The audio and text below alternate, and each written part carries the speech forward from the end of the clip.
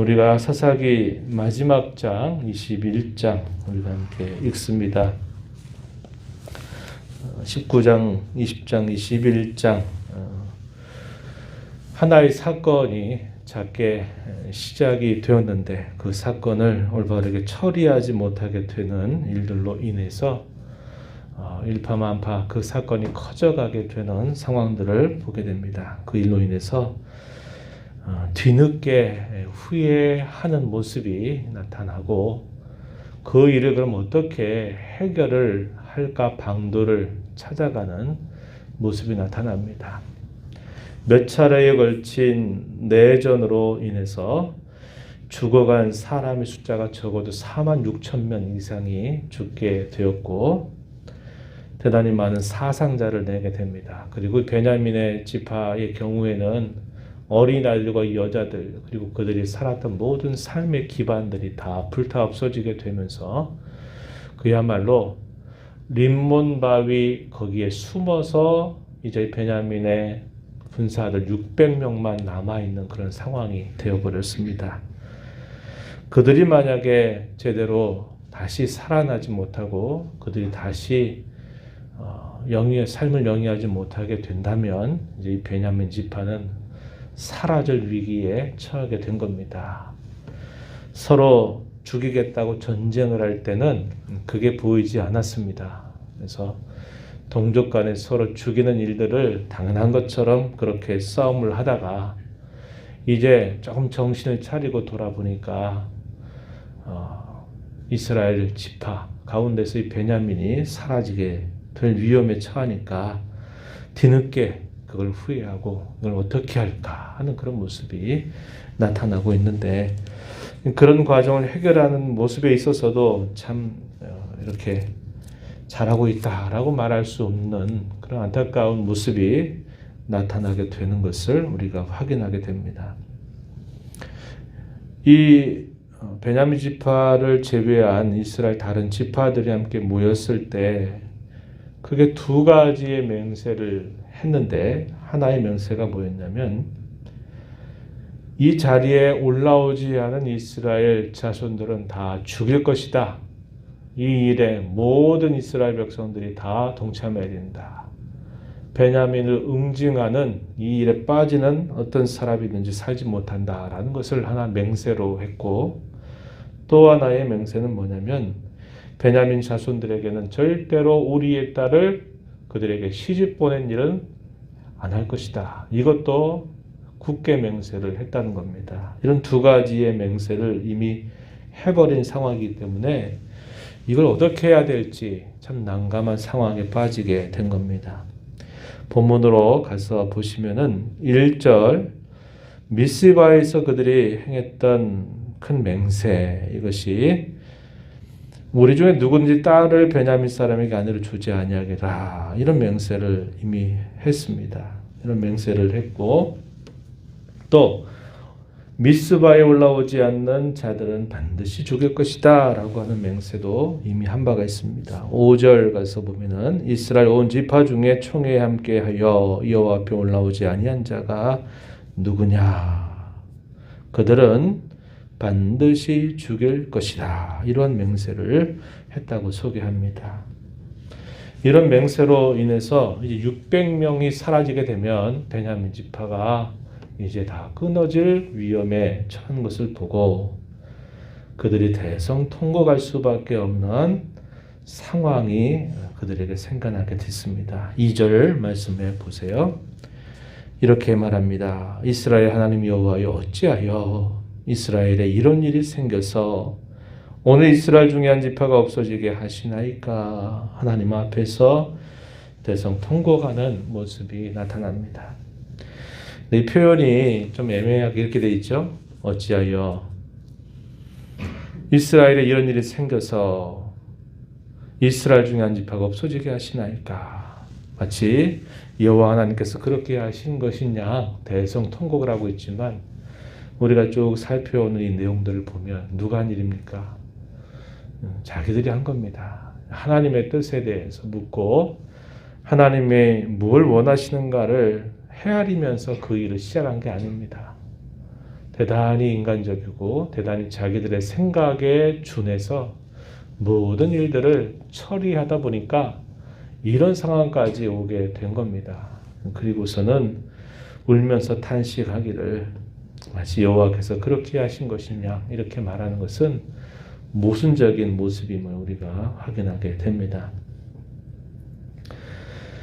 그러한 일을 이제 되돌아보니까 그럼 이걸 어떻게 해야 되느냐, 이런 맹세를 우리가 어길 수는 없겠고 이런 맹세를 이행을 해야 될 텐데, 그렇다면 어떻게 이 베냐민의 이 남은 600명을 다시 회복시켜서 다시 이스라엘 지파로 돌아가게 세워지게 할 것인가, 이렇게 생각해 보니까 그 방도를 찾아가는 모습이 이렇게 나타나고 있습니다.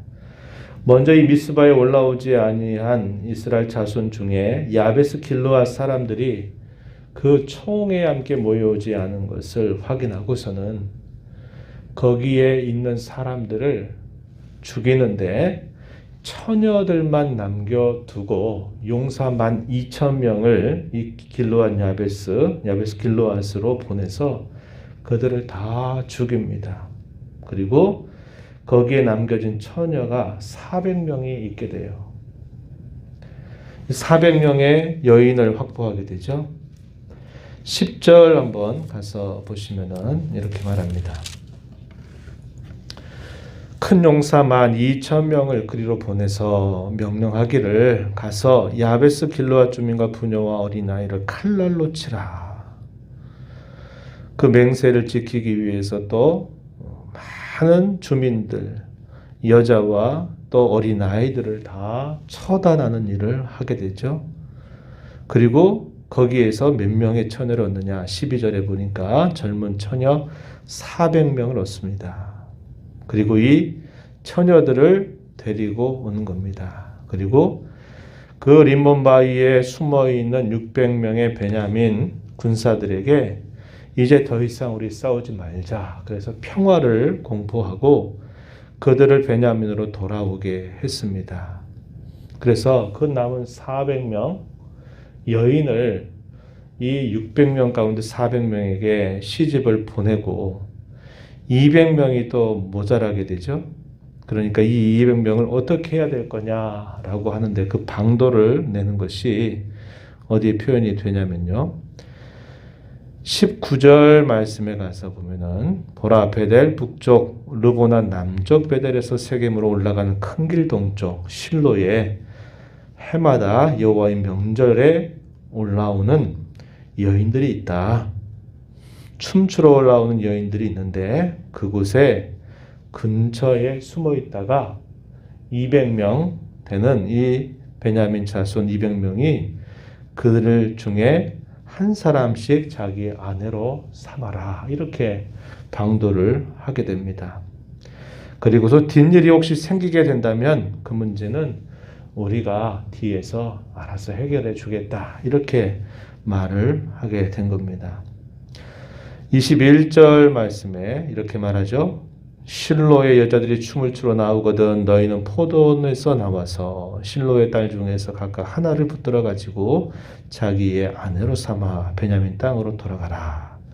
22절에 보면은 만약에 그의 아버지나 형제가 와서 그것에 대해서 이야기한다면 뒷일은 우리가 알아서 해줄 테니까 그렇게 해라, 이렇게 이야기를 해줍니다. 그리고서는 그 말대로 그들이 그렇게 해서 200명의 처녀들을 얻고 자신들의 땅에서 다시 새롭게 지파를 세워가는 일을 하게 된 겁니다. 그래서 이렇게 되는 일이 또 회복이 되어 가는 그런 과정들조차도 참 긴 시간이 필요했을 것이고, 또 이런 과정에서 자기의 부모 또 어린아이들이 다 칼로 죽임을 당하는 것을 지켜본 그 살아남은 처녀들이 정상적으로 이렇게 가정을 꾸려가는 것 결코 쉬운 일이 아닐 겁니다. 그래서 이 내전으로 인해서 생겨난 이 일들은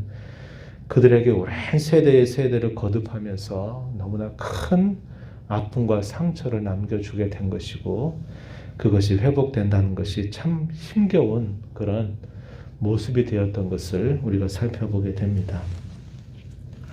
결국 왜 이러한 일들이 결국 생겨나게 됐느냐. 마지막 절 마치 결론적으로 표현하고 있는 말씀에서 그 근본적인 원인을 소개해 주는데 마지막 25절 말씀을 한번 보시면은 이렇게 말합니다. 그때에 이스라엘의 왕이 없으므로 사람이 각기 자기의 소견에 오른 대로 행하였다. 사사 시대의 전체적인 결론을 이렇게 표현하고 있는 것을 우리가 지금 여러 차례 살펴오게 된 겁니다. 잘못된 줄을 알면서 돌이키지 않고 계속 고집하다가 결국 맞게 되는 그 아픔과 상처는 너무나도 크게 됩니다. 그리고 뒤늦게 후회하게 돼도 그것을 회복해 가는 과정이 얼마나 힘겨운 것인가를 우리는 살펴보게 됩니다. 우리의 삶이 이런 삶이 된다면 참 안타까운 일이 되겠죠. 이렇게 하는 것이 올바른 게 아닌데 이렇게 하다가는 좋은 결과가 주어지지 않겠다 하는 것을 우리가 예측하면서도 내가 그 길에서 돌이키지 않고 그 길로부터 바르게 내 삶을 고쳐나가지 않게 될 때 우리가 결국 맞게 되는 그 아픔과 상처로부터 얼마나 많은 힘겨운 시간들을 보내야 될지 우리 이걸 통해서 다시 한번 배우게 되는 겁니다. 삶의 하루하루 또 순간순간마다 우리가 가는 그 걸음이 어그러지고 가는 우리의 태도와 마음이 곁길로 벗어나게 될 때마다 끊임없이 우리 자신을 다시 되돌아보고 성찰하고 하나님께로 늘 돌아오는 삶의 자세를 갖는 것이 얼마나 우리에게 중요하고 얼마나 그것이 값진 일인가 하는 것을 우리는 다시 한번 이 이야기들을 통해서 깨닫게 되는 겁니다. 이스라엘 백성들에게 분명한 왕이 계십니다. 하늘의 군주이신 하나님이 왕으로 계심에도 불구하고 그들은 왕을 왕으로 알아들이질 않았습니다. 그리고 분명히 왕이 계심에도 불구하고 왕이 없는 것처럼 자행자지하면서 자기들의 삶을 살고 제멋대로 살아가는 그런 삶이 되므로 이러한 참담한 아픔, 현실, 이 괴로움을 당하게 된 것을 우리가 보면서 오늘 우리가 이 하루의 삶, 우리의 남은 삶을 살아가면서 우리의 참되신 하나님, 우리의 진정한 왕 되신 하나님을 우리가 삶의 순간순간마다 잘 알아들이는 삶, 그분의 뜻이 무엇인가를 살피고 왕으로 모셔 드리는 삶을 살아가는 것, 저와 여러분에게 요구되는 가장 중요한 본분임을 다시 한번 마음에 새기면서 우리의 남은 삶을 우리 왕 되신 하나님을 위해서 하나님과 함께 살아가는 저와 여러분이 되도록 간절하게 기도하고 힘써가게 되기를 바랍니다. 하나님 아버지, 이 새벽 시간에도 저희들을 깨워주셔서 하나님 앞에 불러주시고 오늘도 찬양을 드리며 말씀의 귀를 기울이며 기도하며 또 이 하루를 살아가게 해주셔서 감사합니다. 마땅히 저희들이 삶에 대한 권리가 있어서 살아가는 것이 아니라 하나님께서 우리에게 생명을 주시고 복을 주셔서 하루하루 살아가는 것임을 잊지 않게 하셔서 우리에게 생명을 주시고 은혜를 주시고 영생 주시고 우리를 하나님의 백성 또 하나님의 존귀한 자녀로 삼아주신 하나님의 뜻과 하나님의 기대와 마음을 잘 살펴서 헤아리며 살아가는 저희들의 삶이 되게 해 주시기를 원합니다. 어리석게도 또 미련하게도 완악하게도 잘못된 길이라는 것, 고쳐야 할 것을 알면서도 고집하며 계속 나아가게 될 때 더 큰 괴로움과 고초와 아픔이 기다리고 있으며 뒤늦게 후회하게 되는 그런 상황들이 닥쳐올 것을 저희들이 생각지 못하고 저희들 마음대로 살아가게 될 때가 얼마나 많고 저희들의 생각을 앞세우고 저희들이 하나님을 섬겨 살아갈 때가 얼마나 많이 있는지 모릅니다.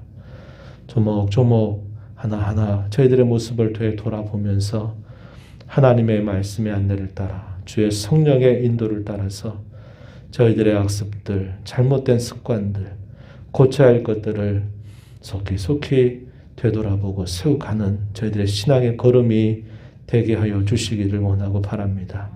코로나와 같은 이런 긴 공경의 때를 보내면서 이 땅의 교회들이 고쳐야 될 우리의 모습들, 또 매일매일 살아가는 우리의 삶의 개인적인 삶 속에서 고쳐가야 할 모습들을 깨우쳐 주시고 하나하나 회복하며 다져가는 저희들의 모습이 되도록 도와주옵소서. 눈의 보좌 앞에 나와서 아버지의 은혜를 간절하게 구하는 모든 심령들을 긍휼히 여기사 간구의 귀를 기울여 주시고 응답해 주시기를 바라며 예수님 이름으로 기도하옵나이다. 아멘.